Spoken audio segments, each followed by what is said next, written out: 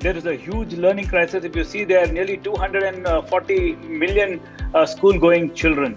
In that, maybe around 30 million children have access to online education or the medium, and there are around 210 million children which don't have access to this online learning program.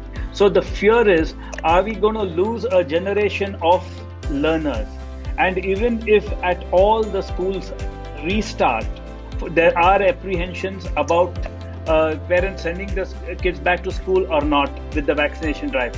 When the schools start, you may need another bridge course, or you may have to do get the children back to the learning stages. The children would have forgotten what they've learned nearly 1.5 to 2 years back. And again, this bridge course can't happen or anything in 1 month. You can't expect to cover up the loss of learning. So it is a huge crisis. So what is your own plan? I mean, if you have to open up, will you do it in phases? Will you open it for all classes? The state government has announced classes will start from 9th to 12th standard from the 23rd of August. And we will have to strictly follow the SOPs given by the state government. And we will be opening in phases as per the government's education department instructions. To start off with, it may be a hybrid schooling, where maybe one batch of students will come on 3 days and the other batch of students may come on the other 3 days. Schools infrastructure would have been made for maybe, for example, if you take for around 2,500 to 3,000 students. But suddenly again, when you divide these students into 2 batches, your entire cost of like having extra teachers or extra staff goes up. First and foremost, what we have done is we have made sure the entire staff is vaccinated. This has to be a collective process. We need the support of and confidence of the parents as well. For example, if a child is not feeling well or sick, the parents also have to take up that responsibility of not sending the child to the school.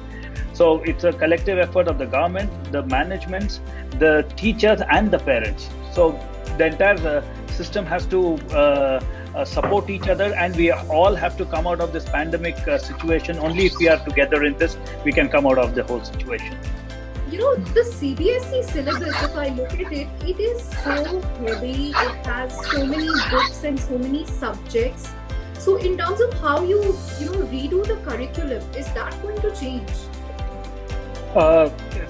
During this pandemic, even if you see the CBSE board, they have worked out and they have reduced the curriculum and syllabus, and also they have been progressive. So definitely there is a room for looking into maybe reducing the curriculum without affecting the learning outcomes. Should upskilling be made mandatory for the current teachers, and should online teaching be made part of B.Ed, M.Ed for future teachers? 2 more questions that we got online. Definitely upskilling should be happening at all points of time. Let it be during the regular schooling or online. Before the pandemic, we never thought online schooling will become a reality. I feel that even in future, it may be in some form or the other, there will be hybrid learning. As a system, we may have to include online teaching also as the part of the curriculum for your B.Ed or M.Ed. Are you going to give your teachers a hike? I hope you're doing that. What else are you going to do to get your school ready for reopening? Definitely, as far as the teachers are concerned, they definitely deserve an applause and a hike. The teachers are very underpaid in India, and unless we don't pay well and don't acknowledge that the teachers are the foundation for building the nation, then as a nation, we will not progress too much. So it's high time we recognize the contributions of the teachers, and they are the pillars of the country. Since education is a concurrent subject, the center and state governments work out a clear policy for the children who don't have access to all these gadgets and this education.